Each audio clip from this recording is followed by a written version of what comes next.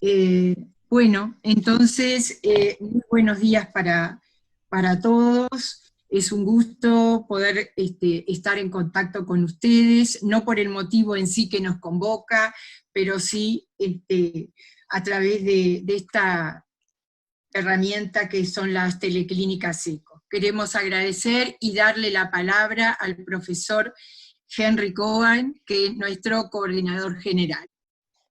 Muchas gracias, Teresa.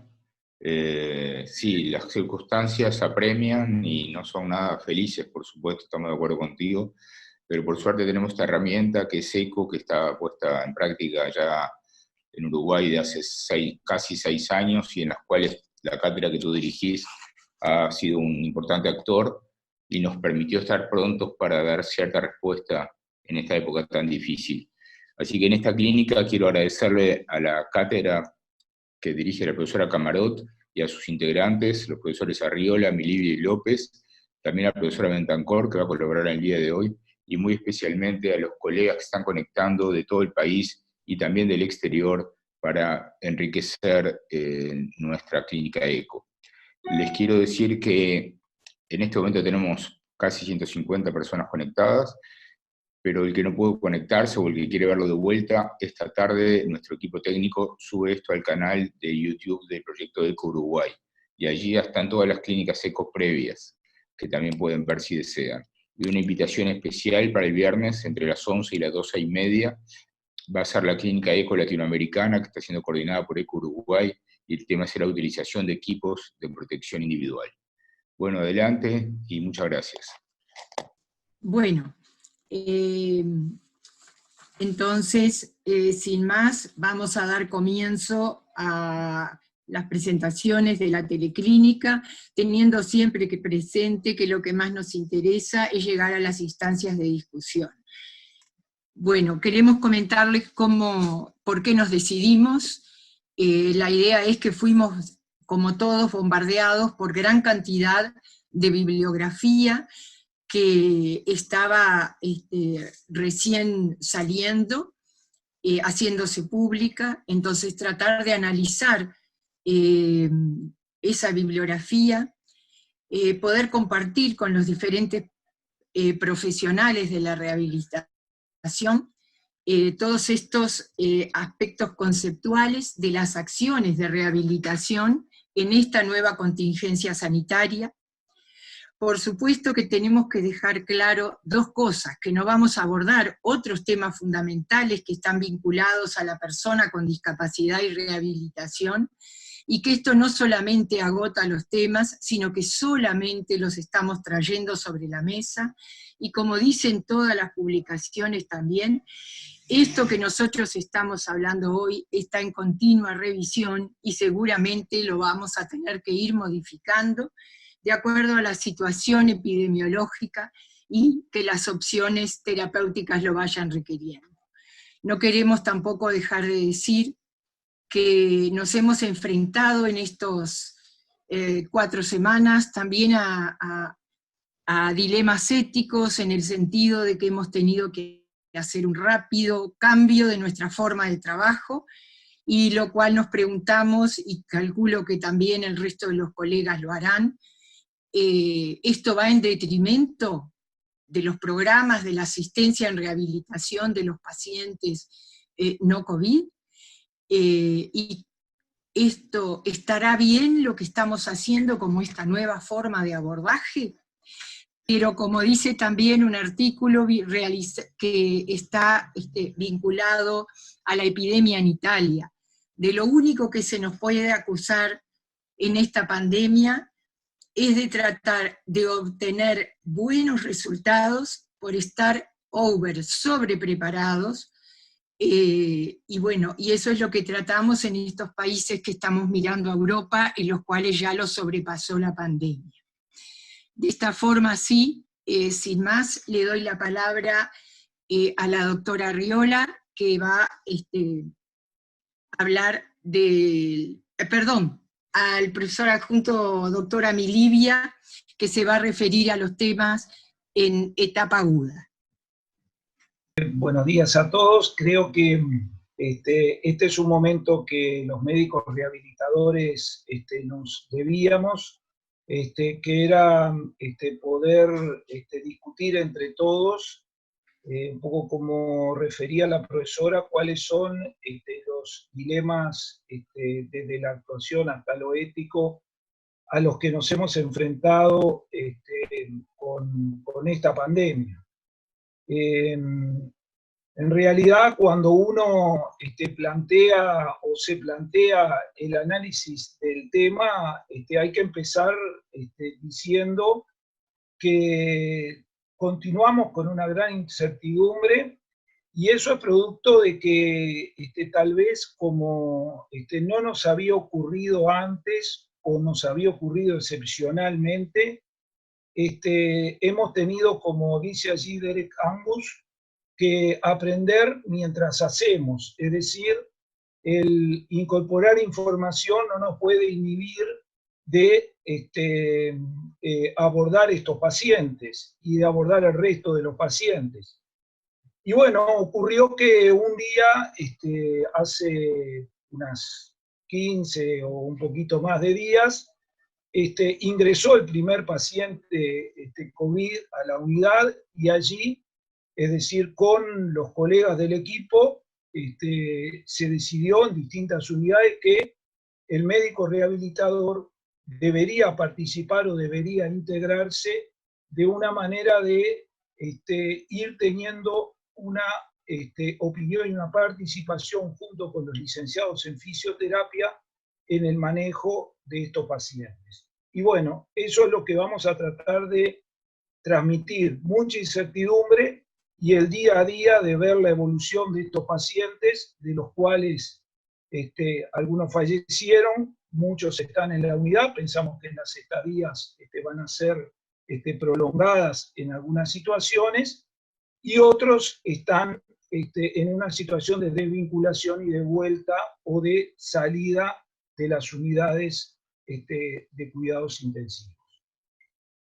Cuando uno trata de analizar esto, y yo en unos 10 o 15 minutos voy a tratar de referirme a esto, tenemos que entender alguna información básica y después qué estrategias hemos aplicado nosotros para la misma a la luz de la información que se ha recibido en estas semanas. Y bueno, el SARS-CoV-2, como todos sabemos, es un virus del tipo RNA, un RNA virus, que cumple un ciclo vital prácticamente ahora se está viendo en todas las células del organismo. Si bien en algún momento se decía que solo los que tenían receptores ACE2, esos tejidos eran capaces de infectarse, pero ahora se está viendo que en algunos lugares donde no se había identificado, se ha encontrado al virus implicado en algunas manifestaciones. Este virus, que es un virus especulado, se une al receptor ACE2, se internaliza por un proceso de endocitosis en la célula, y allí ocurren procesos de translación, transcripción, replicación, ensamblaje, y el virus por exocitosis sale de la célula, y por lo tanto la carga viral de en ese momento aumenta, siendo el aparato de Golgi y el retículo endoplasmático liso y rugoso los elementos intracitoplasmáticos que cumplirían un rol en la replicación del virus. Entender este ciclo, o sea, ¿por qué es importante el ciclo de infectividad?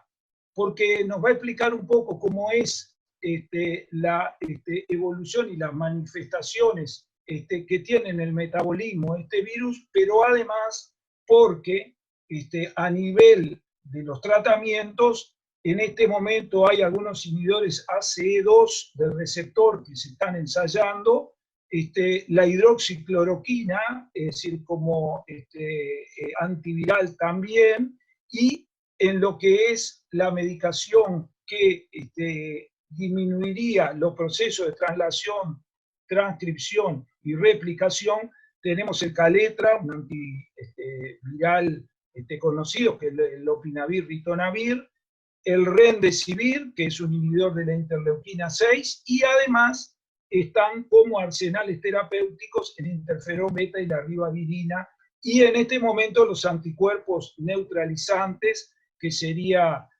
eso que todos hemos escuchado de tomar sangre y transferirla de un paciente a otro para acelerar la inmunidad, y la vacuna, que bueno, todos sabemos que existe en distintos centros un intento de desarrollarla. Y bueno, este virus tiene un periodo de incubación corto de 5 días, su rango va de 12 a 14, fíjense que al quinto día un 50% ha cumplido el periodo de incubación, a los 14 días el 97%, y después de los 14 días queda solo un 3%. Y la propagación viral, que esta es una cosa muy importante a tener en cuenta para los profesionales de la salud y que nos involucra como médicos rehabilitadores y integrantes de los equipos asistenciales, en hisopado nasal y faringio, dentro de los primeros días es donde obtenemos la mayor carga viral, tanto del hisopado nasal como del hisopado faringio, teniendo en realidad un predominio de el nasal con P-benzo en estos triangulitos sobre el faringio.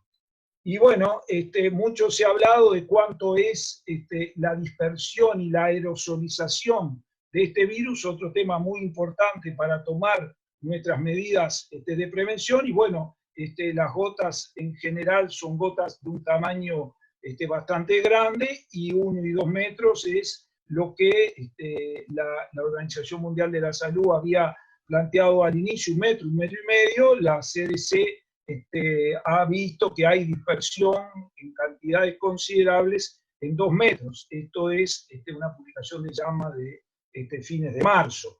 Y bueno, y en realidad esa dispersión también interesa porque nosotros muchas veces nos enfrentamos a situaciones en las cuales tenemos que manejar oxígeno de alto flujo, ventilación no invasiva, donde la dispersión y la distancia de la dispersión, que está representada aquí, es diferente, y el oxígeno de alto flujo, que al principio había sido un poco cuestionado por su aerosolización alta, se ha visto que en realidad la distancia no es muy grande cuando se cumplen todas las condiciones de cuidado, y que la cánula nasal, la máscara Venturi, la máscara simple, las nebulizaciones y la ventilación no invasiva conllevan una distancia mucho mayor de dispersión. Y bueno, una de las cosas que yo creo que nosotros tenemos que ver y que entender es los pacientes que sobreviven y los que no sobreviven, qué es lo que los ha diferenciado. Este trabajo es muy interesante porque aquí encima están los sobrevivientes y debajo los no sobrevivientes, y la fiebre se ha visto que entre sobrevivientes y no sobrevivientes ha tenido un curso similar, la tos también, lo que es la disnea también, la admisión en los cuidados intensivos ha sido bastante similar, la ventilación obviamente que en los no sobrevivientes se ha aplicado ventilación invasiva, y el uso de corticoides también ha sido bastante similar, y el momento diagnóstico también. Entonces, ¿qué ha diferenciado a los no sobrevivientes? Y acá hay algunos marcadores que son producto de la situación hipermetabólica y de gran cascadas que desencadena el virus, y que llevan a que, si ustedes miran este panel, sobrevivientes en rojo, no sobrevivientes en azul, sobrevivientes tienen D-dímeros muy altos, tienen linfocitos muy bajos, hay un aumento de la interleuquina 6 y de la ferritina, y también de las troponinas y de la LDH. Estos son marcadores que en los pacientes graves y en los que muchas veces no sobreviven, nosotros tenemos un patrón que nos permite predecir con bastante aproximación cuál está siendo el curso del paciente. Si alguien tenía 10 D-dímeros altos y van bajando, evidentemente que va mejorando. La edad, el SOFA, que es una escala de utilización de gravedad en los pacientes críticos, y los D-dímeros son los 3 elementos aislados que dan una predictibilidad de morbilidad y mortalidad más grande. ¿Y cuáles son las condiciones que nos predisponen a esto? En este esquema se ven pacientes leves, pacientes con enfermedad severa y los críticos con distintas barras. Y se ve que la hipertensión es aisladamente el factor más importante, pero que después la diabetes, las enfermedades cardiovasculares y pulmonares o cardiorrespiratorias también son condiciones de comorbilidad muy importantes. ¿Y cuál es el pronóstico de estos pacientes? Bueno, el 80% tienen una enfermedad leve o moderada, o sea que la población va a transcurrir en un 80% con los síntomas gripe símil, por decirlo de alguna manera, y los severos que necesitan internación por insuficiencia respiratoria y en cuidados intensivos son un 20%, pero si ustedes ven lo que pasa al final, en realidad las muertes son un porcentaje bajo, 96% se recuperan, 4% tienen una mortalidad, ese 4% es el 50% de los que entran en una unidad de cuidados intensivos. Y bueno, el médico rehabilitador que está aquí en el centro se va a enfrentar con un paciente que va a ingresar por emergencias, va a ir a CTI, a los cuidados intermedios, a domicilio, va a ser ambulatorio o va a estar institucionalizado. Nosotros vamos a contemplar este esquema, pero creemos que en el esquema general de abordaje del paciente, nosotros cuando el paciente ingresa debemos estar pensando ya que ese paciente va a tener un tránsito más o menos prolongado y una evolutividad y un manejo. Entonces, el día que el paciente ingresa, yo creo que nosotros tenemos que vislumbrar y planificar su evolución hasta su egreso.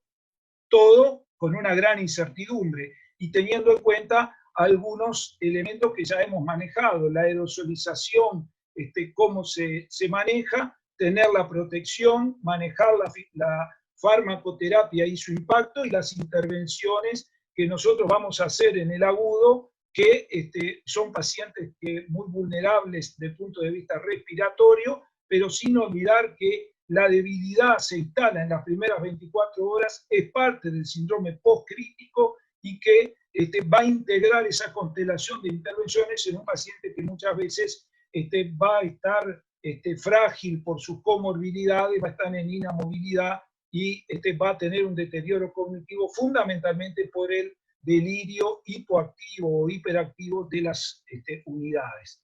En cuanto a los elementos de protección del personal, nosotros podemos ir de una protección mínima a una protección máxima y esto va a estar generado por la condición de aerogelización, de los aerosoles que generemos en los procedimientos. Vemos que lo que es la máscara quirúrgica y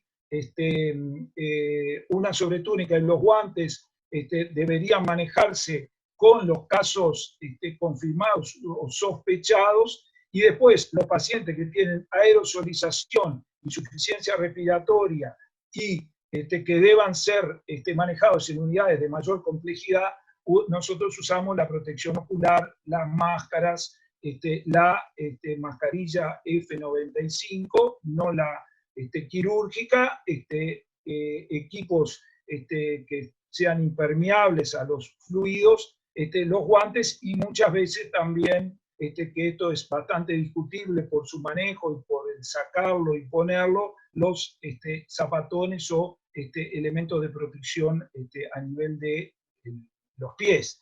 Esto vamos a seguir. Una cosa que yo considero importante es que en España, hace más o menos un año, la CERMEF y la CEMISIUC, que son las sociedades de medicina física y rehabilitación y de medicina intensiva, habían formado un grupo de trabajo para ver cómo se trabajaba dentro de las unidades intensivas y de agudos, también en los cuidados intermedios. Yo creo que ese es el camino por el cual debemos seguir, porque en estas situaciones de pandemia es cuando uno se da cuenta lo que hizo y todo lo que le faltó hacer.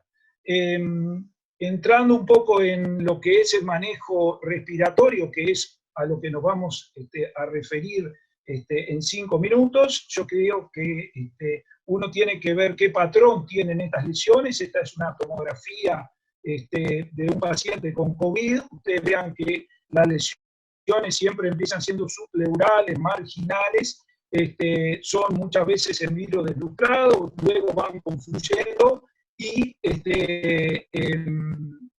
el resto del compromiso pleural y de derrames pleurales y otras configuraciones ya se apartarían de lo que es el patrón inicial. Aquí tiene una placa de toras donde el patrón es en vidrio deslustrado, primero periférico y después tratando de confluir, es lo que vemos. Y en realidad, bueno, esto es un distrés o no es un distrés respiratorio. El virus ingresa en el alvéolo y desencadena toda una cascada inflamatoria. Esto es lo más importante, pero en el distrés tal cual se definió en forma anterior su patrón, no sería lo que nosotros vemos. Este sería un distrés, no es lo que se está viendo en las autopsias de pacientes con COVID. Este es el espacio alveolar y esto es todo, son todas las membranas que en el distrés después van confluyendo en fibrosis del tejido. No es este patrón. Esto, perdonen lo complicado, pero recuerden esto, el virus desencadena una severa cascada de citoquinas protrombóticas, y es un problema, por eso el aumento de los dímeros D, las posibilidades de complicaciones trombóticas. Y ahora se ha visto que en esta última semana también el virus se une a la cadena beta 1 de la hemoglobina, y esto nos explicaría por qué la hipoxemia cuando muchas veces el paciente no tiene mucho más compromiso respiratorio. Y acá voy a tratar de transmitirles resumidamente cuál sería un poco el escenario clínico y los tips importantes para manejar la insuficiencia respiratoria. El paciente en general se presenta con una insuficiencia respiratoria, con una saturación baja de oxígeno e hipoxemia, pero sin embargo muchas veces no tiene gran trabajo respiratorio. Esto es complicado en los primeros niveles de atención porque muchas veces es un paciente engañoso, satura muy poco pero no tiene gran trabajo respiratorio porque esa insuficiencia o ese compromiso respiratorio alto genera uno bajo y es una neumonitis viral sin secreciones. Esto tiene connotaciones porque muchas veces nosotros no debemos gastar recursos de rehabilitación respiratoria en pacientes que muchas veces no tienen secreciones y los equipos y el personal debemos reservarlo para otras situaciones. La mecánica pulmonar en general es normal, tienen una compliance pulmonar, la elasticidad del pulmón es buena, necesitan aporte de oxígeno, oxigenoterapia en reservorio UOAF, oxígeno de alto flujo, que como vimos anteriormente es seguro, no logra dispersar partículas y debemos sí protegernos. Muchas veces el fracaso de escalonar hacia la asistencia ventilatoria mecánica es que estos pacientes, a diferencia del distrés, no necesitan presiones altas por el riesgo de lesión pulmonar, y la asistencia respiratoria mecánica en general es prolongada, y en este momento hay como una revisión en el manejo inicial de los pacientes porque muchas veces había una oleada de ingresar todos los pacientes y usar un respirador sin dar una chance de manejo de la insuficiencia respiratoria con medidas no invasivas, y eso llevaba a un gasto y un costo de recursos muy grande y entrar en las complicaciones de la asistencia ventilatoria mecánica. Unas dificultades adicionales, yo destacaría que muchas veces los pacientes están hipovolémicos por los vómitos o la diarrea, o a veces la hidratación o la falla renal lleva a hipervolemia, y una cosa muy importante son las comorbilidades, porque muchas veces en estos pacientes nosotros vemos su patrón característico, pero individualizadamente en cada caso tenemos que ver en qué paciente y en qué pulmón está asentando y en qué sistema multiorgánico está asentando esta infección. El decúbito prono es una estrategia que se puede utilizar, brinda tanto en asistencia invasiva como no invasiva una buena posibilidad de mejorar la oxemia, y en general, si yo tuviera que transmitir algo al inicio, hay que mejorar la oxemia, no hay que usar en esas etapas demasiados recursos de rehabilitación. La rehabilitación estaría en la etapa exudativa, donde debería manejarse mucho, sí, allí la vía aérea, etapas de desvinculación, de asistencia mecánica y paso a unidades intermedias, o también en los decúbitos prono. Esos serían los casos de intervención en los cuales hemos consensuado. Y bueno, hay algunos tips bastante importantes en esto, y es que el médico rehabilitador debe trabajar en equipo. Cada institución debería tener su plan de contingencia, que debe estar en consonancia con el plan y con las pautas nacionales, pero es muy importante individualizar las terapias trabajando desde el equipo. Tener en consideración la aerosolización, entrenar mucho al personal. Muchas veces las dudas, los errores parten de la inseguridad, incertidumbre y falta de entrenamiento. El equipo hay que manejarlo en los lugares agudos con equipos de protección personal máximo, optimizar los recursos, la posibilidad de aumentar o disminuir recursos, tenerla en todos los lugares, y la seguridad y el bienestar del equipo, que son muy importantes. Las posibilidades de manejo de la insuficiencia respiratoria, bueno, pueden ir desde el oxígeno con bolsa reservorio, que en realidad permite buenas concentraciones de oxígeno. Después la ventilación con oxígeno de alto flujo, que es muy importante, y allí nos desplazamos hacia las formas invasivas de ventilación, considerando el rol de el decúbito prono en cada una de las etapas. Y yo, para finalizar, quería decirles algo que me llamó bastante la atención, y es la producción en este momento de trabajos donde las manifestaciones neurológicas pasan a ser foco de atención en estos pacientes. Y en realidad, bueno, las manifestaciones neurológicas uno puede encontrarlas, y ya este trabajo de hace muy poquitos días las ubica en el sistema nervioso central, en el sistema periférico y en el músculo esquelético. Y en realidad uno tiene que tener en consideración que la debilidad, el uso de sedación, de bloqueadores neuromusculares, de corticoides, la propia afectación viral, el deterioro cognitivo, todas estas situaciones son situaciones que a nosotros nos van a generar en la evolución de estos pacientes la posibilidad de tener que discernir en cada momento frente a qué situación está. Y bueno, ¿qué yo me llevaría a casa de todo esto? Elaborar una estrategia como médicos rehabilitadores en conjunto con cada una de sus instituciones, ver lo que es posible y lo que es real, y no aferrarnos muchas veces a estrategias que a uno le viene, tener todo pautado, tener todo entrenado, trabajar en equipo, tener la seguridad del equipo, tener la protección personal y tener un soporte psicológico. Los equipos evidentemente sufren un desgaste muy importante. Aquí en las unidades de cuidados intensivos hay muy pocos pacientes, pero en este momento, pero al equipo asistencial lo somete a una gran presión verlos a diario. Y bueno, bueno, lo del principio, creo que estamos aprendiendo en la medida que estamos haciendo, y bueno, yo creo que tenemos que seguir aprendiendo y tenemos que seguir haciendo. Gracias a todos. Muchas gracias, Gerardo, doctora Milivia. Le damos la palabra entonces a la doctora Arriola. Y las preguntas, entonces vamos a finalizar las presentaciones y luego damos la palabra a los distintos participantes. Ahí está. ¿Cuáles son entonces los principios básicos actuales de la atención en rehabilitación en el marco de esta pandemia?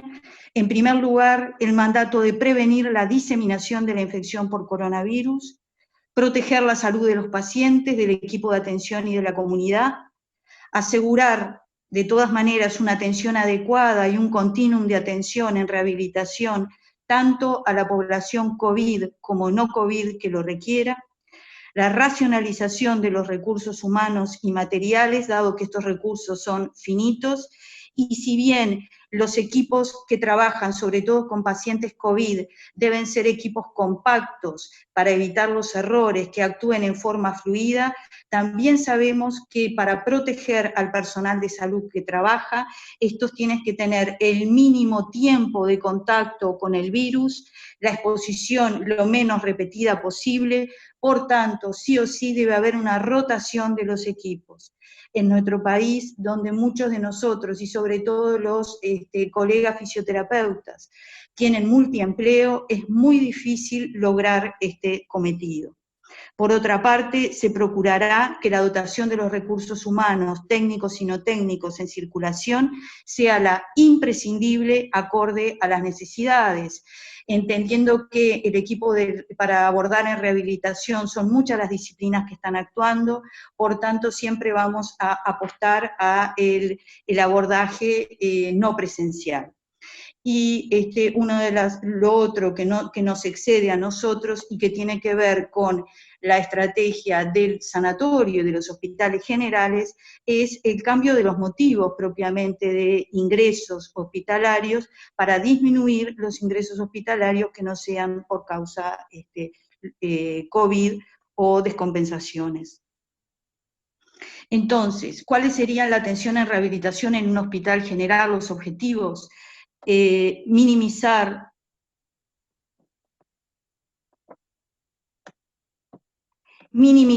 el contacto durante las intervenciones, tanto entre los médicos, los licenciados, para disminuir la exposición.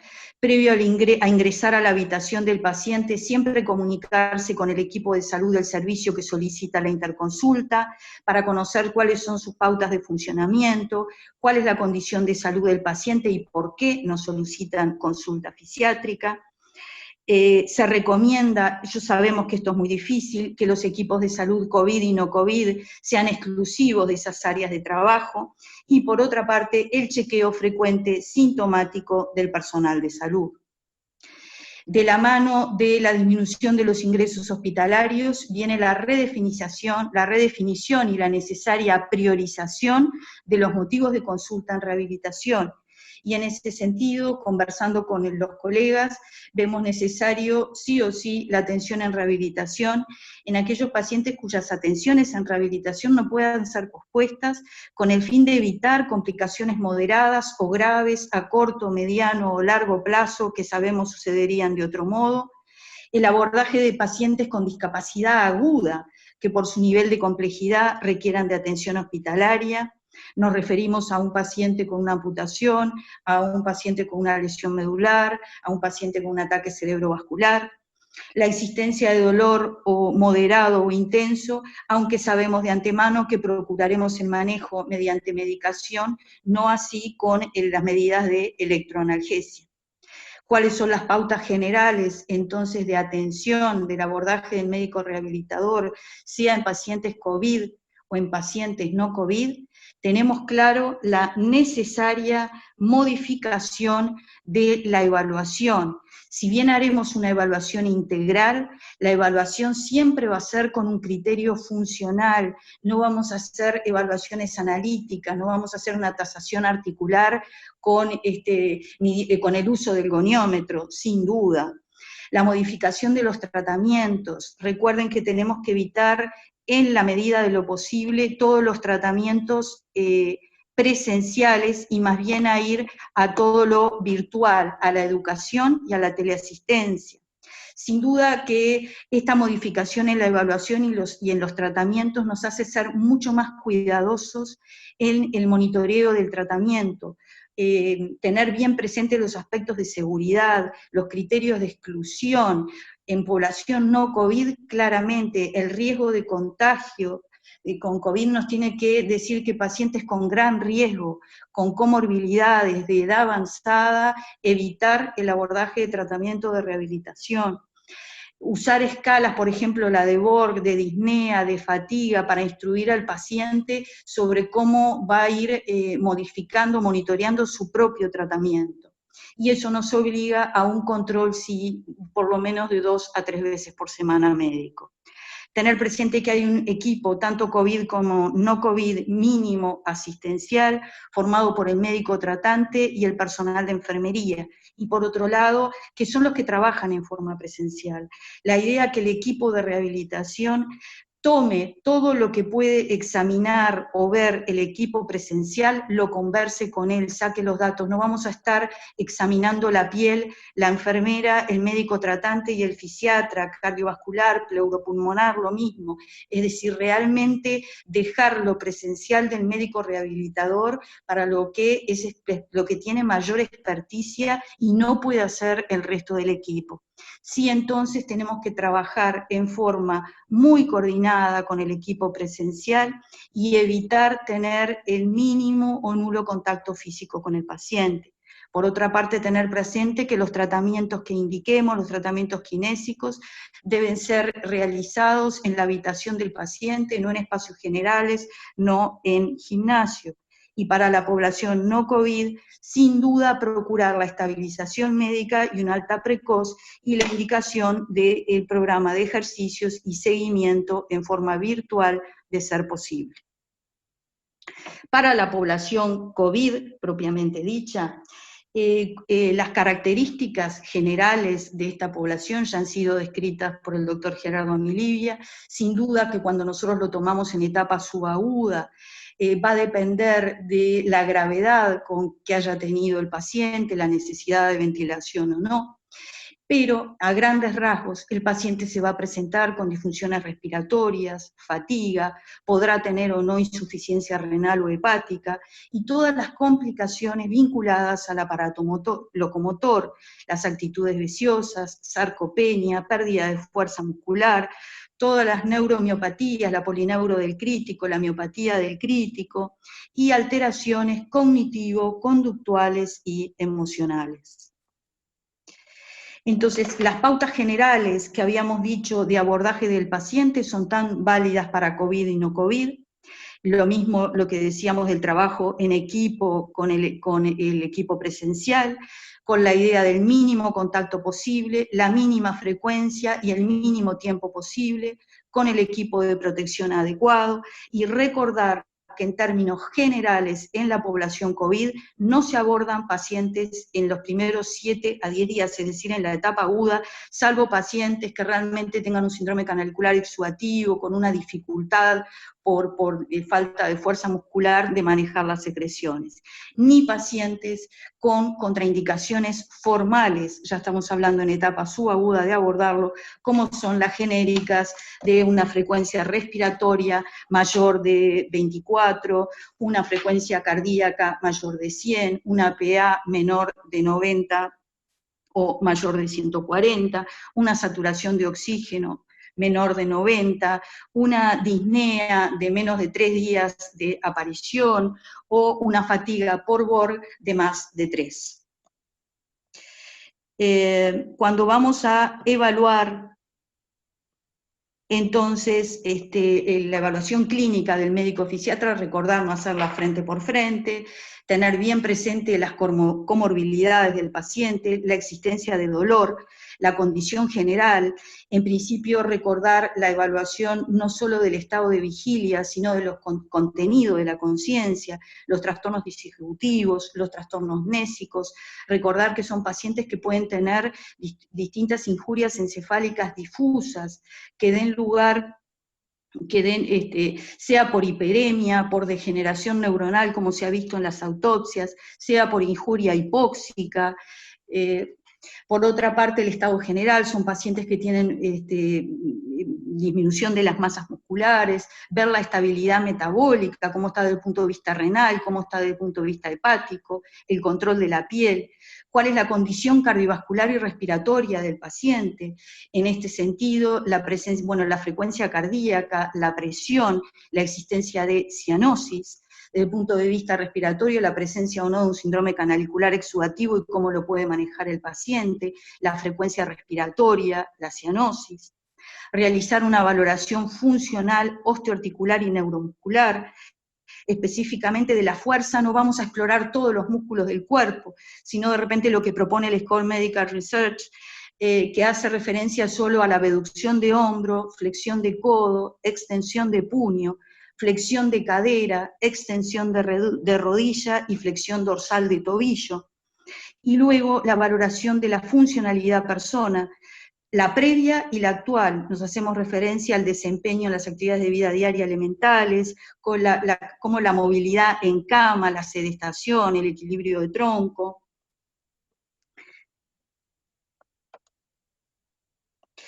Entonces, luego de la evaluación, vamos a elaborar un programa de rehabilitación que evidentemente es personalizado, que implicará derivar a distintas disciplinas, fisioterapia, terapia ocupacional, fonoaudiología, psicología y trabajador social como básico, siempre en el entendido que estos profesionales van a intentar un abordaje virtual y no presencial en la medida de lo posible, y el tratamiento irá, sin duda, vinculado a aspectos generales como tiene que ver con la posturación adecuada del paciente, la prevención de lesiones trofocirculatorias.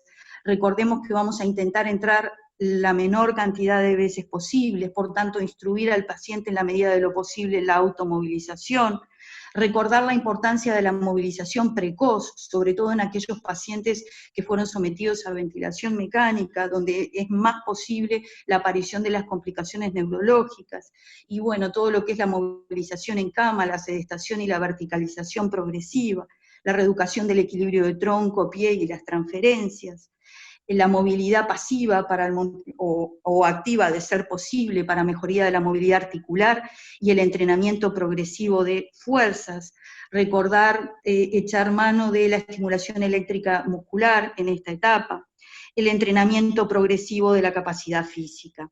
Sin duda que para todo esto es esencial la valoración de riesgos vinculado al tratamiento indicado, la condición, como decíamos, cardiopulmonar y general del paciente, y siempre referirnos o tener presente la escala de Borg según la etapa de enfermedad y la condición de salud actual del paciente, el rango de seguridad entre 1 y 3 ya quizás es hasta mucho, que es una fatiga o una disnea moderada. Por lo tanto, siempre recordar trabajar sesiones cortas y de baja intensidad. Entonces, en ese sentido, voy un poquito más para atrás, en cuanto al programa kinésico, recordar trabajar no más de 30 minutos a los pacientes, en cuanto al trabajo de fuerza, no más de 1 o 3 grupos musculares por vez, no más de 8 a 10 repeticiones, el intervalo entre el trabajo muscular debe ser de por lo menos de un grupo a otro de por lo menos 2 minutos, y la progresión debe ser lenta, no más de aumentar un 5 a 10% semanalmente. Desde el punto de vista aeróbico, trabajar aproximadamente de 3 a 5 veces por semana, en cambio de fuerza no más de 2 a 3 veces por semana, se podrá hacer con caminar, se podrá hacer con cicloergómetro.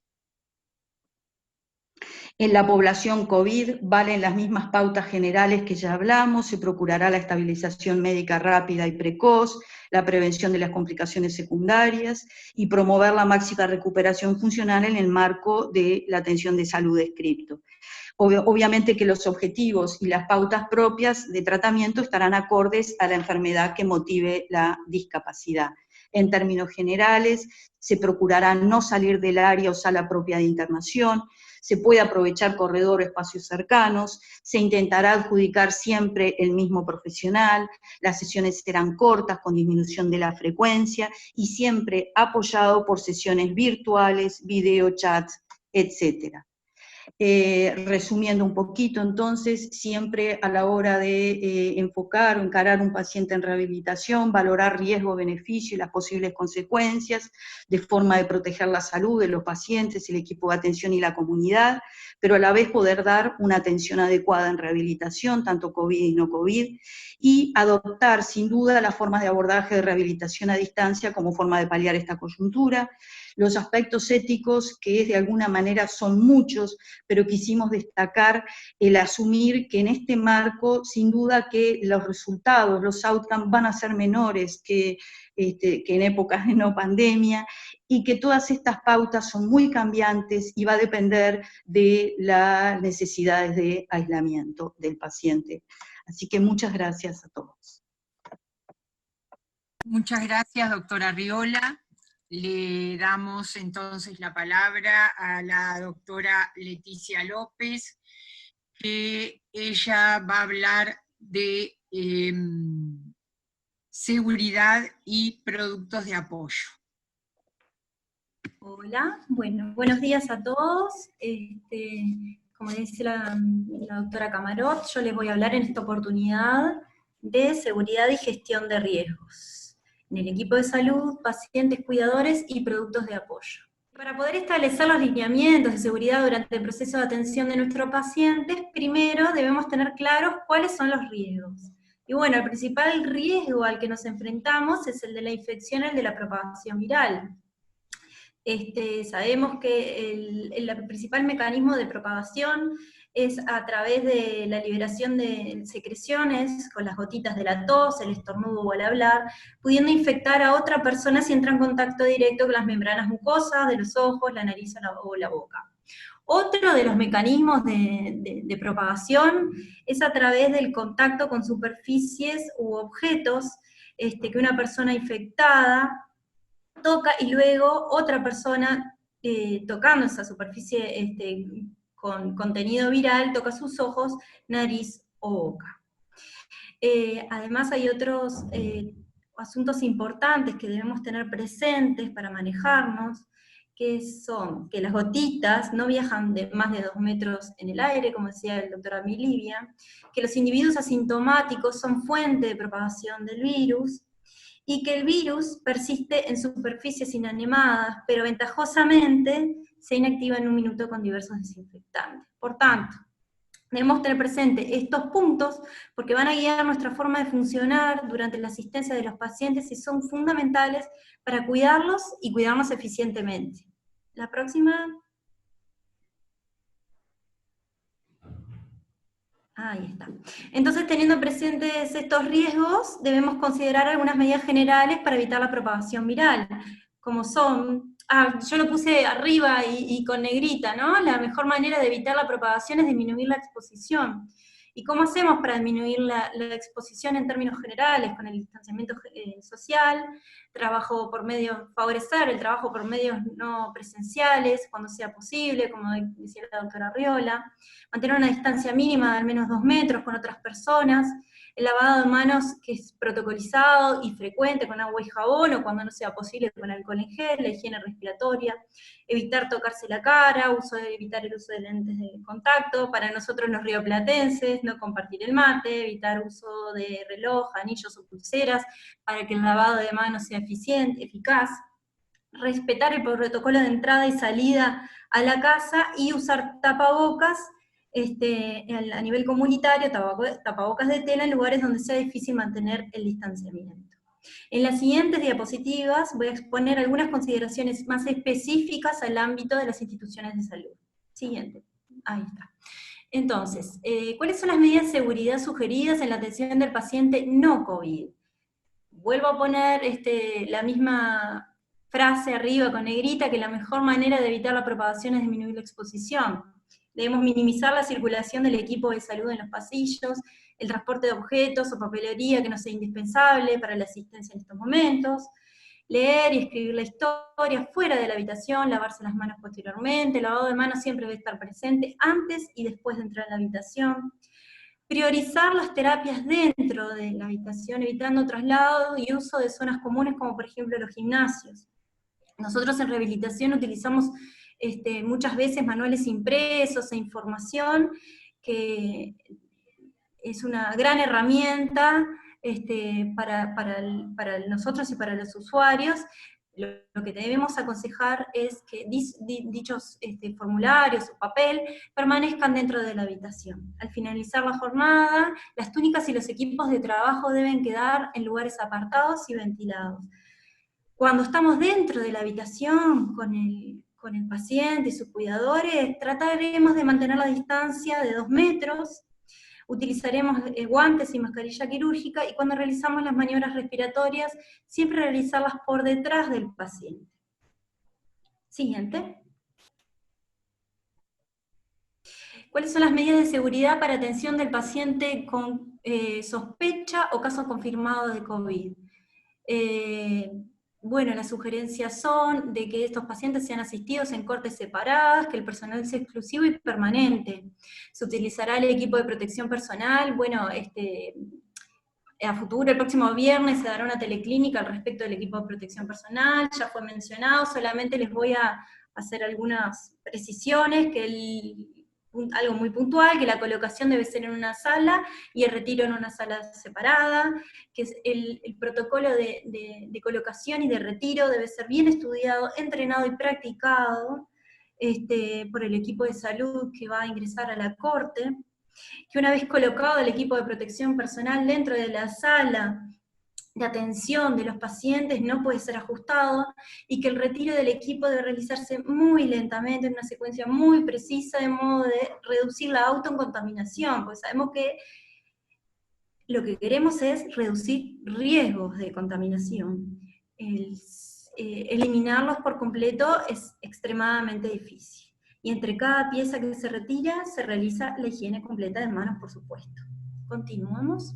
Respecto a los productos de apoyo y seguridad, como les mencionaba hoy en la primera diapositiva, los coronavirus sabemos que pueden sobrevivir en superficies inanimadas varios días. Hay varios papers que muestran la supervivencia del coronavirus en la madera, en el metal, pero bueno, esos papers tienen mucho valor, pero fueron realizados en condiciones controladas. Lo que sabemos es que además la persistencia varía con la temperatura, la humedad, el tipo de superficie e inóculo viral.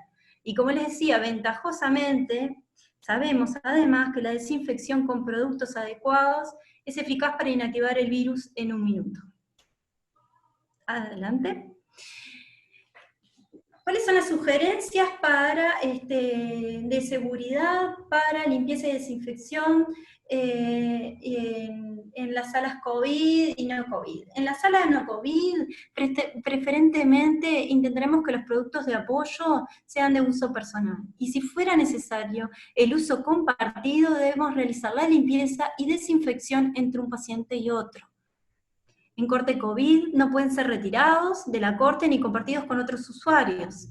Al alta del paciente, lo ideal es consultar con el comité de infección de la institución, porque está protocolizada la retirada del equipamiento, sillas de ruedas, etcétera, de las instituciones de las cortes COVID. Hay algunas consideraciones generales que debemos tener presentes, que es instruir al usuario y al cuidador en medidas de limpieza y desinfección para continuar al alta en domicilio, sobre todo porque lo que tiene que ver con lo presencial, no vamos a tener tantas oportunidades de control de alta, y recordar otros riesgos que son inherentes a la prescripción de productos de apoyo, que son, por ejemplo, la aparición de lesiones en piel, el ajuste inadecuado, el acceso a los productos de apoyo en esta situación de pandemia, caídas, etc. Siguiente. Entonces, ¿cómo limpiamos y desinfectamos los productos de apoyo? Bueno, el consejo es, basado en la guía de la CDC y de la europea, lavar con agua y jabón las superficies que estén visiblemente sucias, y después como desinfectantes podemos utilizar productos que habitualmente conseguimos en las farmacias o en los supermercados, realizar una solución de hipoclorito de sodio. En Uruguay el hipoclorito que hay en el mercado es de 40 gramos por litro, por lo tanto la dilución debe ser 900 mililitros de agua sumada, a la que se le suma 100 mililitros de hipoclorito de sodio. Soluciones de amonio cuaternario, que también son de venta en los supermercados, o soluciones de alcohol al 70%. El desinfectante que elegiremos va a estar definido por el tipo de superficie que queremos desinfectar. Tal vez una tela, o dependiendo del color, no elegiremos el hipoclorito de sodio para no provocar tanto daño, o que no sea tan corrosivo para la superficie, podremos elegir alguna de las otras. Cualquiera de las tres son eficientes para desinfectar. Y bueno, hay algunas particularidades en distintos tipos de superficie. Por ejemplo, en superficies duras, o no porosas, por ejemplo, los frenos de las sillas de ruedas, el apoyabrazos, apoyapiés, las superficies que se tocan con más frecuencia y que son potenciales puntos de contacto con las manos o mucosas en silla de ruedas, bastones, andadores, etcétera, no porosas, debemos limpiar y desinfectar como lo mencioné previamente. Superficies blandas o porosas, por ejemplo, pecheras, férulas blandas, etcétera. Si necesitan lavarla, lo haremos con un lavado común, con detergente, y para desinfectar, primero dejamos secar y después utilizamos cualquiera de las soluciones desinfectantes que acabo de mencionar. Y en los productos electrónicos podemos utilizar como desinfectante el alcohol al 70%. Siguiente, por favor.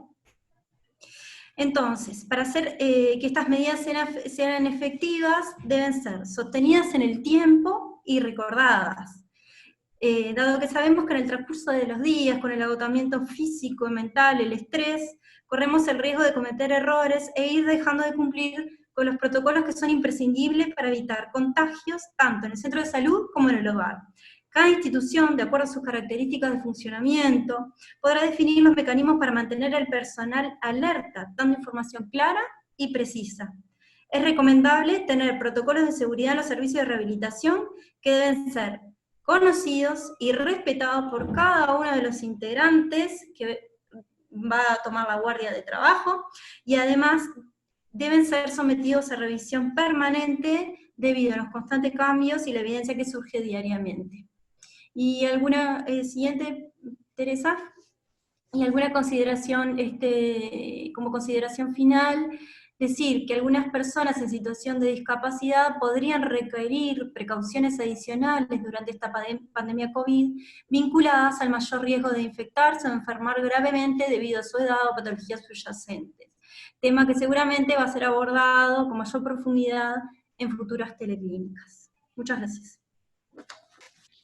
Muchas gracias, doctora López, muy clara la presentación y concisa.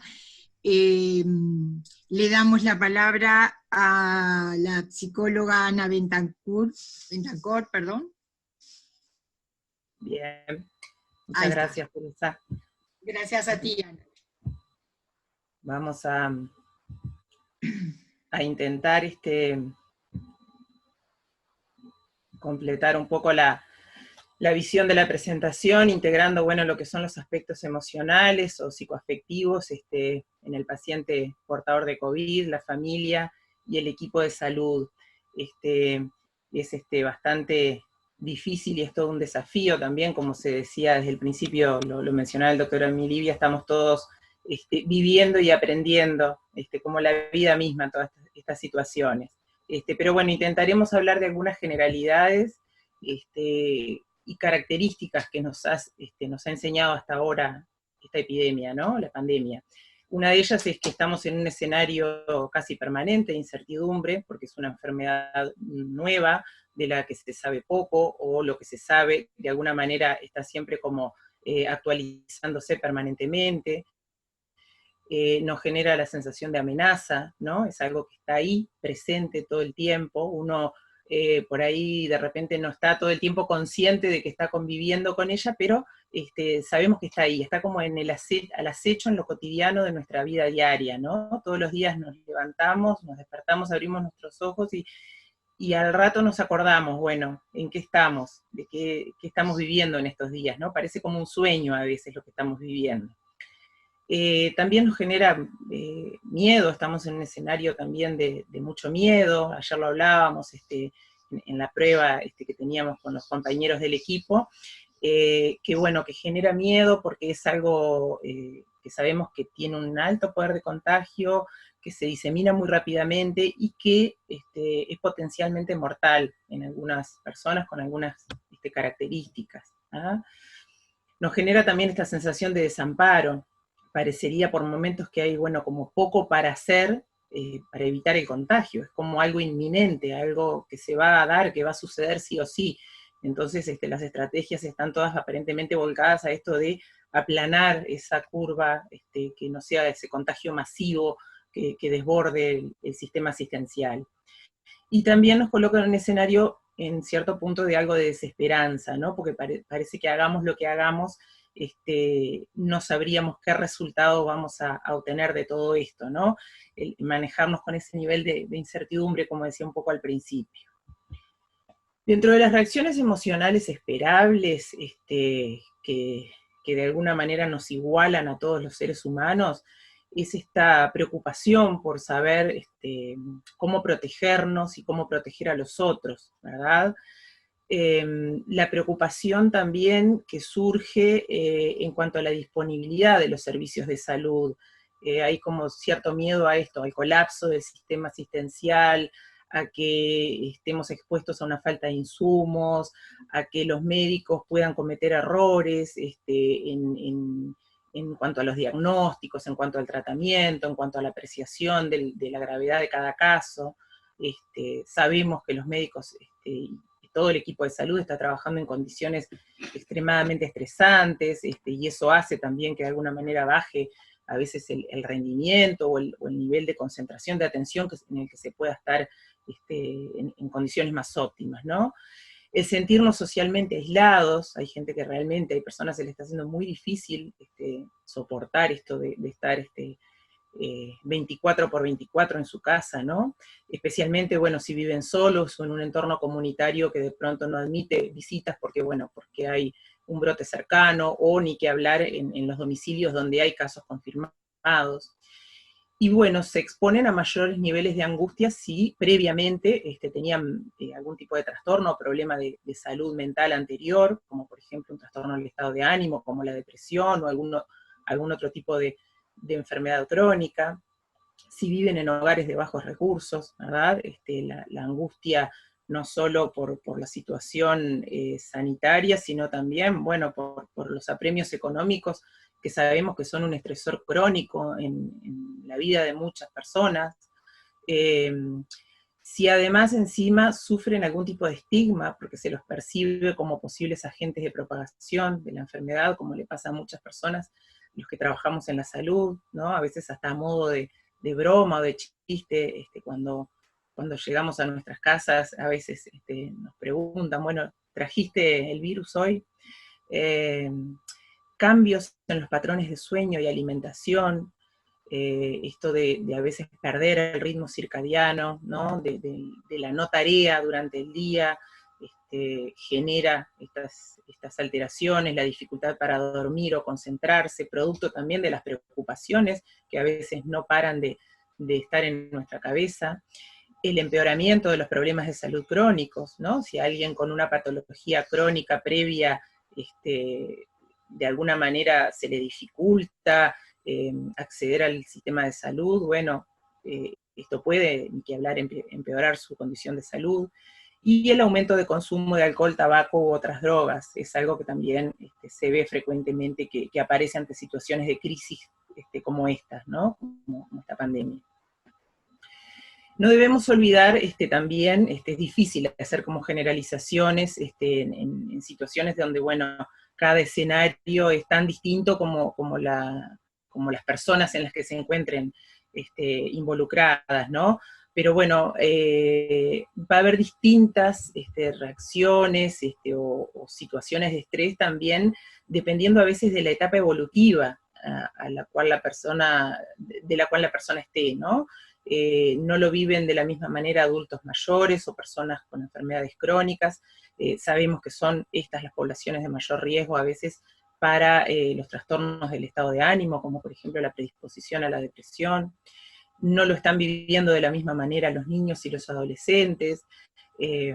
Tal vez en ellos esto de ya haber nacido, ser nativos digitales, de alguna manera les facilite adaptarse a esta cuestión de la virtualidad en la que todos estamos hoy por hoy trabajando. No lo viven de la misma manera el personal de salud y el personal de respuesta en primera línea de emergencias, como pueden ser la policía, los bomberos. Son de alguna manera una parte de la población que tiene que estar permanentemente disponible y dispuesta. Pero bueno, no dejan de ser seres humanos bajo sus túnicas, bajo sus uniformes, y los miedos y las preocupaciones son no muy distintas a la del resto de la población. También tenemos que tener en cuenta a las personas con enfermedades mentales previas, como decíamos, ¿no? Incluidas las personas con trastornos por abuso de sustancias, con patologías duales, como el caso de abuso de sustancias y alguna otra patología. Y acá también va a jugar mucho lo que tiene que ver con los mecanismos de afrontamiento previos, o sea, aquellas formas, los mecanismos de afrontamiento, para definirlos de una manera como bastante sencilla, son aquellas formas más o menos estables que siempre tenemos de responder a las situaciones de estrés, ¿no? Todo frente a una situación de estrés tenemos como una especie de repertorio de respuestas que más o menos son estables a lo largo del tiempo, ¿ah? Hay gente que se adapta mejor a vivir en situaciones estresantes, o que tiene una capacidad de responder mejor que otras, ¿no? Cabe destacar que los mecanismos de afrontamiento, si bien tienden a ser algo estable en el tiempo, también son moldeables, modificables, se pueden aprender. ¿Qué recomendaciones podemos hacer en este sentido para mantener en niveles lo más óptimos posibles nuestro bienestar emocional? Bueno, evitar el miedo al miedo, ¿no? El miedo es una emoción necesaria en nuestras vidas, porque bueno, es lo que nos alerta ante una situación de peligro, pero si quedamos instalados permanentemente en esa condición de miedo, nos paraliza, no nos deja pensar, no nos deja actuar, ¿ah? Ser empático, apelar mucho a la empatía en este momento, tanto con el portador como con la familia, ¿no? Estamos hablando de que son personas, no casos, ¿ah? No perder nunca de vista eso. El empezar de alguna manera a despersonalizar a los portadores con una identidad como seres humanos, nos va alejando de esa condición. Tener muy claro que no es lo mismo distanciamiento social que aislamiento social, ¿ah? Cuando estamos hablando de distanciamiento social, estamos hablando de esto, del mantener, bueno, los 2 metros, o del quedarnos en nuestras casas si no es primordialmente necesario salir, pero no es lo mismo que estar aislados socialmente. Hoy por hoy, en la era digital, tenemos muchas formas de mantenernos conectados y comunicados, ¿ah? O de comunicarnos con alguien que podemos sospechar que sí se está sintiendo aislado.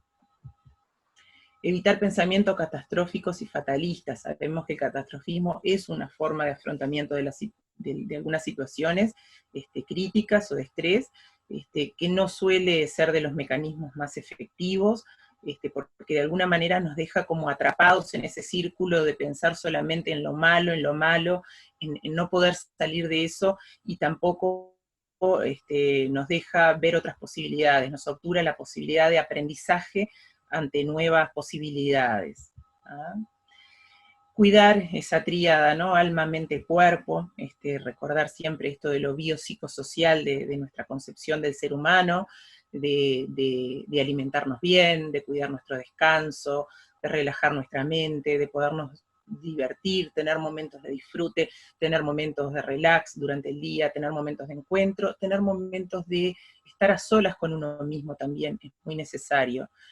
Hay gente que a veces, hay personas que toleran muy mal el estar a solas consigo mismo, porque bueno, esto los confronta sí o sí a tener que tener ese diálogo con sus miedos más profundos.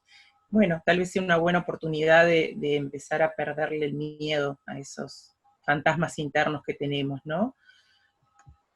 Y dosificar mucho la información, así como el uso de las redes sociales. Es necesario estar informados, estar actualizados, eso nos permite tener una sensación de cierto nivel de control de la situación. Cuando uno maneja información, de alguna manera siente que está pudiendo conocer a qué se enfrenta, y eso nos permite tener experimentar una sensación de control y de mayor tranquilidad. Pero la sobresaturación de información, y sabemos que además en las redes y en los medios de comunicación masivo, no toda la información que manejamos es la correcta, ni las fuentes son las más adecuadas, entonces hay que manejar una atención adecuada y necesaria. En general, recomendamos no más de un informativo al día, por ejemplo. ¿Y qué nos espera después que pase todo esto? Que tampoco sabemos cuándo va a ser, pero bueno, probablemente sea paulatino y de a poco y casi que sin darnos cuenta, así como llegó de golpe, se va a ir probablemente obviamente de manera progresiva. Bueno, estar atentos a la evolución de nosotros mismos, a la evolución de los que tenemos alrededor. Hay pocos estudios hasta el momento que de alguna manera nos pinten un escenario, un diagnóstico exacto de cómo están las cosas o de cómo van a estar, pero de los pocos que hay todos tienden a pronosticar que esto va a tener un impacto emocional, sobre todo a nivel de los profesionales sanitarios y de la población en general, ni que hablar, ya sea por producto de la enfermedad en sí y de todas las consecuencias socioeconómicas que esto va a acarrear. El volver a esa normalidad, ¿no? Así como tenemos como esta sensación rara a veces de lo que estamos viviendo en este momento, bueno, volver a la normalidad, a lo que le llamamos normalidad, también nos va a poner en un escenario donde vamos a quedar tal vez con algunos temores, ¿no? ¿Qué va a pasar? ¿Me voy a recontagiar? ¿No? Esto puede llegar a volver, puede mutar, puede pasar algo peor, ¿verdad? Uno se pregunta muchas interrogantes de este estilo.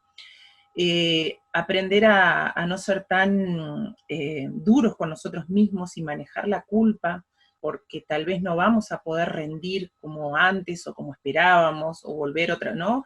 Esto se ha visto en personas que han salido de la cuarentena, en el profesional de la salud, sobre todo, que vuelven otra vez al ámbito de trabajo, a veces con muchas resistencias internas al volver, porque tienen miedo a contagiarse, o a que pase algo, a esto, no poder rendir en su trabajo, no concentrarse.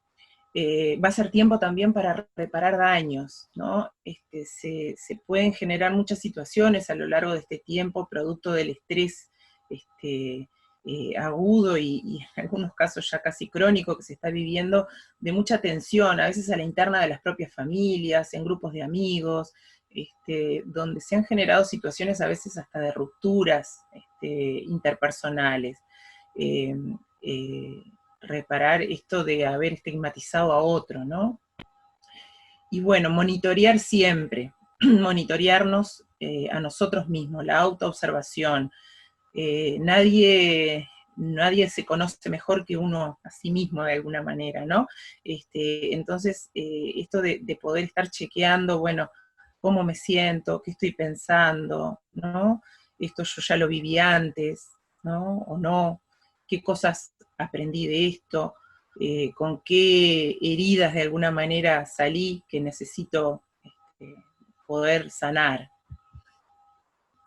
Algunas recomendaciones, ahora hablando más específicamente del personal de la salud, que la Organización Mundial de la Salud sugiere, bueno, es estar atentos a la salud mental, al bienestar psicosocial, descansar, hacer pausas durante el trabajo o entre turnos, esto del trabajar, salir de un lugar de trabajo, ir a otro, sabemos que es una realidad altamente frecuente entre nuestros compañeros de trabajo, y bueno, poder de alguna manera tener algún breve break entre un trabajo y otro, ¿no? Alimentarse saludablemente, en cantidad suficiente, realizar actividad física en la medida de lo posible, aunque más no sean 5 minutos de estiramiento al día, mantenerse en contacto con la familia, los seres queridos a través de videollamadas, mensajes, no adoptar estrategias de respuestas inadecuadas, como el consumo de alcohol, tabaco u otras drogas. Y bueno, apelar a esto que decíamos, ¿no? Estrategias que se han usado en otro momento para el manejo del estrés, pueden ser útiles. El personal de salud suele estar a veces, sin darse cuenta, estar entrenado en vivir o convivir con situaciones difíciles, ¿no? A veces se trata de eso, de hacer esa mirada hacia adentro y ver qué mecanismos usé en algún momento que me puedan estar siendo útiles ahora. No dudar en recurrir a los colegas o a otras personas de confianza para recibir apoyo, ¿no? Lo que les está pasando a otros no es muy distinto seguramente a lo que me esté pasando a mí. A veces una simple charla telefónica, un mensaje, un WhatsApp, nos acerca al otro, a darnos cuenta que estamos, ¿no? Todos viviendo cosas bastante parecidas. Y saber cómo brindar apoyo a personas que se han visto afectadas y cómo vincularlas con recursos disponibles. En este sentido, bueno, los trabajadores de la salud, lo que se ha visto en un trabajo publicado hace poco, fue una investigación que se hizo en 34 hospitales, en la región de la provincia donde está Wuhan, ¿no? En 34 hospitales en los alrededores, donde, bueno, se informaban tasas bastante altas de depresión, ansiedad, insomnio y angustia, ¿no? La depresión alcanzaba más del 50% de la población que había estado trabajando en esta situación.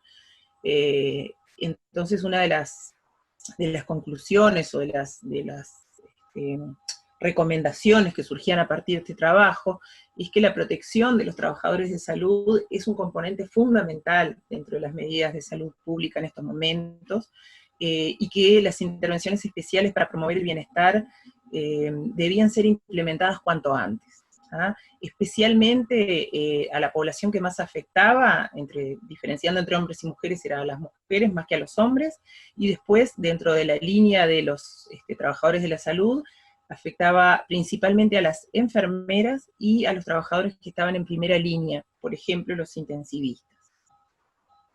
Por lo tanto, la protección, digamos, o el abordaje del bienestar de esta población tiene que ser una de las prioridades. En este sentido, no quería dejar de mencionar que, bueno, desde el Departamento de Psicología Médica, en días pasados se realizó también una teleclínica extraordinaria sobre recursos en cuanto a abordajes de salud mental. Se elaboró un documento que está a disposición, donde, bueno, es un documento muy extenso que incluye una lista muy amplia de instituciones y profesionales que están a disposición. El propio departamento también está a disposición de aquellos trabajadores de la salud que requieran algún tipo de abordaje, ya sea individual o grupal, para bueno, ver de qué manera podemos ayudar en estos momentos de crisis. ¿Ah? En la página del Hospital de Clínicas, dentro de lo que es el Departamento de Psicología Médica, pueden acceder a este recurso. Y no quería dejar tampoco de mencionar al final una visión esperanzadora, como hablábamos ayer también con la profesora Camarot, que bueno, a pesar de todo, siempre de las crisis, también surgen cosas buenas, ¿no? No perder de vista esa opción. Creo que estamos viendo, si bien vemos situaciones muy dolorosas todos los días, y no podemos negar el sufrimiento de muchas personas, pacientes, familiares, familias que están en duelo porque han perdido a algunos de sus integrantes a causa de esta enfermedad, y otros que están sufriendo a raíz de las consecuencias económicas en las que estamos viviendo y en las que vamos a tener que vivir en los próximos meses, pero también hemos visto grandes gestos, ya sea de solidaridad en la población en general, y también como todos nosotros de alguna manera hemos puesto a trabajar nuestra creatividad, nuestros recursos, para tratar de sacar lo mejor, para seguir adelante con la asistencia, para seguir cuidando de los pacientes y de las familias, para seguir realizando la docencia a nivel universitario. Este mismo recurso que estamos utilizando en este momento de poder estar conectados con profesionales y con colegas de muchas partes del continente, creo que son muestras de cuánto también de las crisis podemos sacar cosas buenas, ¿no? Y ya lo decía en esta frase Viktor Frankl, un psiquiatra, padre de la logoterapia, que bueno, cuando ya no podemos cambiar una situación, tenemos el desafío, y yo le agregaría que hasta la obligación de cambiarnos a nosotros mismos. Bueno, muchas gracias. Bueno, muchas gracias a ti, Ana, realmente conceptos muy valiosos y muy importantes para tener en cuenta en el día a día. Queremos saber si hay alguien que quiera hacer alguna pregunta o comentario. Soledad Vázquez está levantando la mano. Bien. Teresa y todo el equipo, muchísimas gracias por esta teleclínica, que realmente nos han brindado una información, perdón.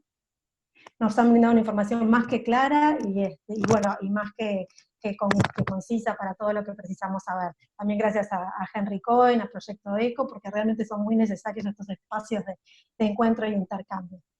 Yo soy Soledad Vázquez, soy profesora adjunta de la carrera de especialista en gerontopsicomotricidad, y una cosita que me gustaría agregar a la brillante exposición de la psicóloga Ana Bentancor sería que, bueno, si bien es importante en este momento y en todos los momentos de nuestra vida tratar de ser empáticos, tratar de generar momentos de introspección, de conocernos a nosotros mismos, de tener pensamientos más positivos y no tan catastróficos, creo que en este momento hay algunas cuestiones bien prácticas que todos podemos poner en marcha, como por ejemplo lo que tiene que ver con la construcción de rutinas, de cronogramas, en este caos que estamos viviendo de desorden de nuestros hábitos, de nuestros horarios y de nuestras vidas, con nuestras familias, etcétera. Bueno, desarrollar rutinas, algunos cronogramas sencillos, seguir un programa, una telenovela o algo que nos signe un horario en el día, un canal de YouTube de algo que nos guste y hemos dejado de lado, como ser la cocina, la jardinería o lo que sea. Ese tipo de cosas a veces también nos hacen sacar el foco en el dramatismo, y quizás no es tan fácil buscar recursos dentro nuestro cuando no hemos tenido un proceso terapéutico o cuando no hemos hecho ese camino. Es difícil buscar adentro nuestro recursos para no tener pensamientos catastróficos o no prender el informativo. Entonces, si cambiamos el foco, bueno, eso puede de alguna manera estructurar de una forma distinta nuestro espacio y tiempo para cambiar también las prioridades en nuestro día a día. Eso simplemente era lo que quisiera aportar. Muchísimas gracias de nuevo, y ahora sí me voy a tener que retirar, les pido mil disculpas. Bueno, gracias Soledad por tu comentario, muchas gracias. Le damos la palabra a María Lianela Gil. Te pedimos que te presentes, por favor. Sí, buenos días para todos. Súper productivo todo lo que, las conferencias, todos los planteos. Yo soy cosmetóloga médica, y trabajo en la carrera, soy docente de la carrera en la Escuela de Tecnología Médica. Y bueno, estamos mucho con el tema de lo que es los desinfectantes y piel y todo eso, y vengo haciendo un seguimiento todo el tiempo en las redes, porque han ido como cambiando un poco los conceptos. Por ejemplo, una duda del hipoclorito, porque al principio decían que tenía que ser 0,5% para los objetos y 0,1% para piel, pero ahora lo último que he estado leyendo es que con el 0,1% es suficiente. Esa es una pregunta, ¿es así? Sí. La otra es, el amonio cuaternario, ¿a qué porcentaje? Sí, sabes que la bibliografía a la cual hoy por hoy, esto ha sido una de las, dentro de todas estas cosas tan complicadas, ahora se tiene prácticamente acceso libre a todo tipo de bibliografía. Nosotros la tenemos y la dejamos para que puedan acceder y consultar. Y además, desde antes de ayer, se agregó todas las recomendaciones de la Facultad de Enfermería de la UDELAR, donde también se explican todas las diluciones. Lo dejamos todo en la página de ECO, para que tengan acceso. Le damos la palabra al doctor Federico Montero, especialista en rehabilitación y medicina física, y le agradecemos que se contactara desde Costa Rica. Un gusto saludarte. Buenos días, muchas gracias. Yo voy a ser breve, pues lamentablemente no pude escuchar desde el puro principio. Le agradezco a Graciela Borelli, quien ha sido mi tutor ahora para poder ya al final de las presentaciones poder contactarles. Les envío un saludo afectuoso desde Costa Rica, y nada más quisiera mencionar dos puntos. Uno, relacionado con lo que escuché al final de Ana Bentancor, y es el cómo nosotros en rehabilitación debemos realmente enfatizar el concepto de persona y dejar un poco de lado el concepto de pacientes. Yo siempre he insistido con los médicos residentes que las personas nos convertimos de un momento a otro en pacientes, y nunca más volvemos a ser personas. Entonces, sobre todo en nuestro campo, eso es importante. Y lo otro, que quizá está relacionado con lo que ustedes conversaron, y es lo relacionado, la importancia de que en los servicios de rehabilitación vayamos pensando en fortalecer las posibilidades de que nuestros servicios cuenten con unidades en donde estemos en capacidad de admitir a personas que están con lesiones agudas e incluso complicadas o muy complicadas. Usualmente nosotros recibimos a las personas ya en etapas un poco avanzadas y seguramente, y de eso estoy muy seguro, muchas personas se nos mueren en las unidades de cuidados intensivos o en unidades ortopédicas o de neurocirugía. De modo que yo creo que eso es algo que en lo que tenemos que insistir, y eso por supuesto implicaría también cambios muy significativos en la formación del médico fisiatra en nuestra región. Eso sería mi comentario. Muchas gracias por esta linda oportunidad de compartir desde Costa Rica con ustedes. Estamos 3 horas atrás, de modo que a mí me queda un poco más del día todavía que a ustedes. Un abrazo. Muchas gracias, muy valiosos también los aportes, los comentarios, y sí, nos hemos planteado ya, no solo a raíz del coronavirus, sino, bueno, algunos cambios en la formación en nuestra especialidad.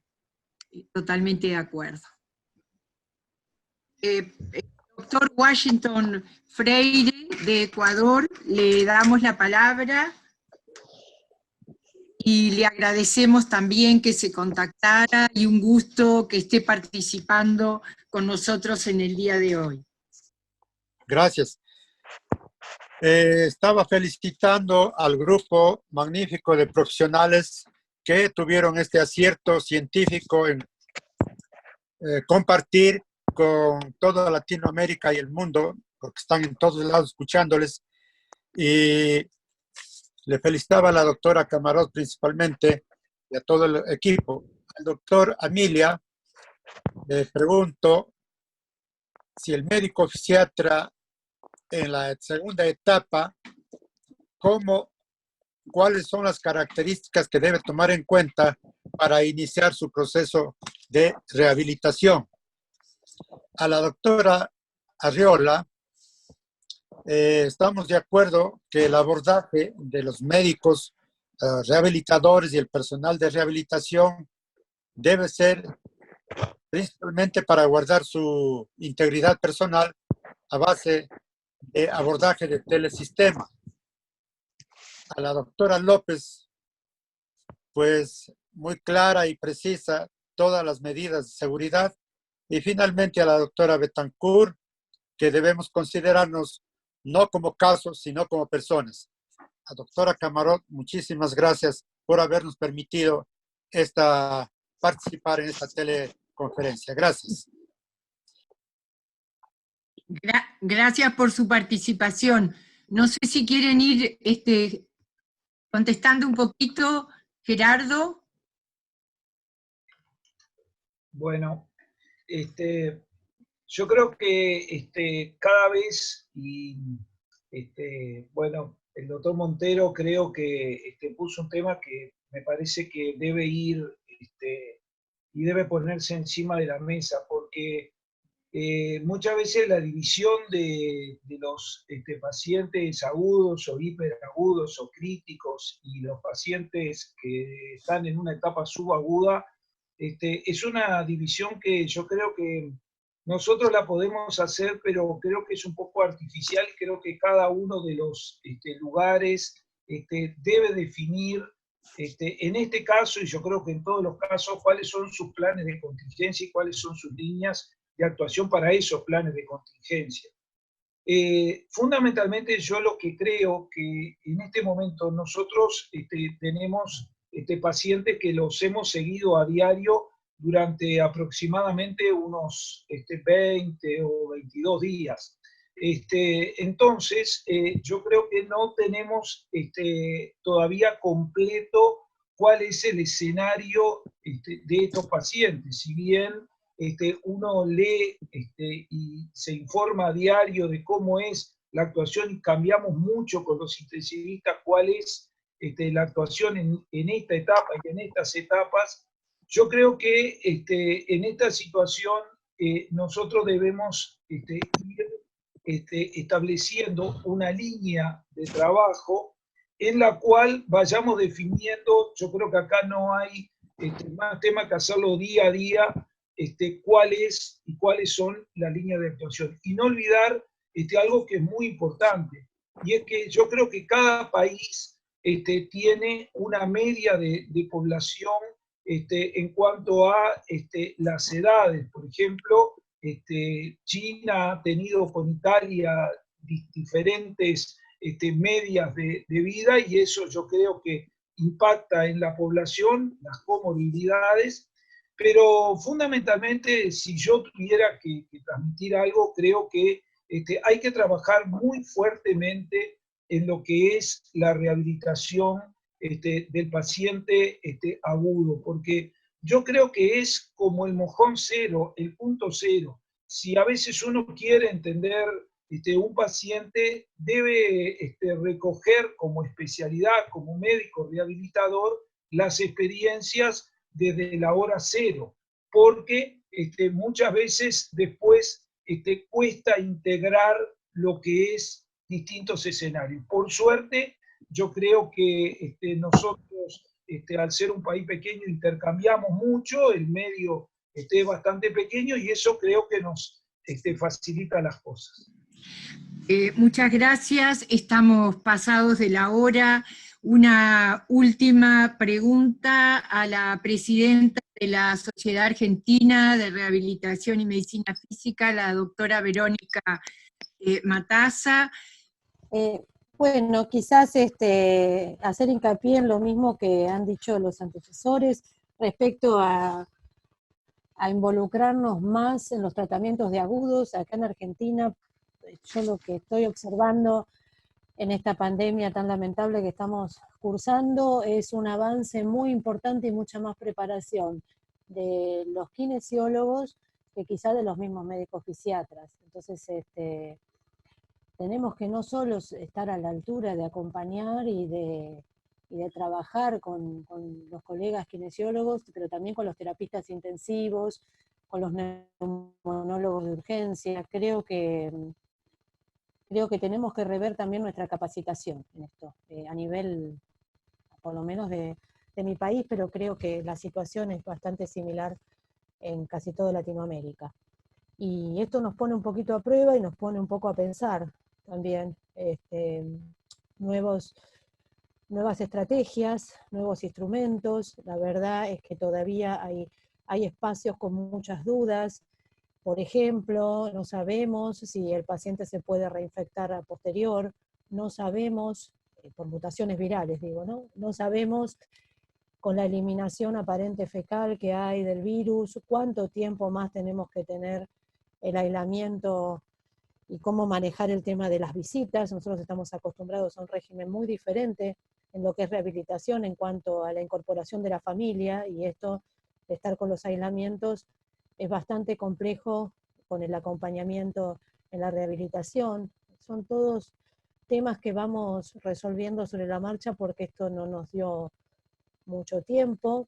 Yo soy la jefa de internación del Hospital Manuel Roca, que es el Hospital Público de Rehabilitación de la Ciudad de Buenos Aires, y lo que se decidió desde la Gobernación e Intendencia de la Ciudad de Buenos Aires es que los pacientes crónicos de otros hospitales fueran derivados al hospital nuestro de rehabilitación para dejar las camas de agudos disponibles en los hospitales justamente que más van a requerir camas. De todas maneras, si la epidemia sigue avanzando, probablemente todos estos pacientes, los nuestros y los crónicos de otros hospitales, sean derivados a tercer nivel, que pueden ser clubes, hoteles o lugares donde permitan un alojamiento, y pasaría también a tener camas de agudos en el Hospital Roca en una complejidad intermedia. Así que tenemos que estar preparándonos para lo que se viene, porque todavía tenemos bastante control, pero no se puede en el tiempo estimar que esto continúe así. Así que vamos a ver cómo seguimos. Gracias. Bueno, muchas gracias Verónica, y a todos los profesionales que se han contactado de las diversas partes de Latinoamérica y de otros lugares. A todos les agradecemos y le damos la palabra al profesor Cohen. Muchas gracias Teresa, muchas gracias al equipo de tu cátedra, al equipo de la Cátedra de Psicología Médica, a todos los colegas que se han conectado en el día de hoy, en especial del exterior, de Argentina, vi que había de Chile, de Colombia, de Costa Rica y seguramente de otros países. Muchas gracias al equipo de ECO, que están trabajando muy fuerte para poder realizar todas estas tareas extraordinarias. Y lo vuelvo a recordar que hoy en la tardecita va a estar esta clínica ECO en el canal de YouTube de ECO Uruguay, y que el viernes de 11 a 12:30 tenemos la segunda clínica ECO latinoamericana, a la cual están todos invitados. Bueno, muchas gracias y hasta la próxima.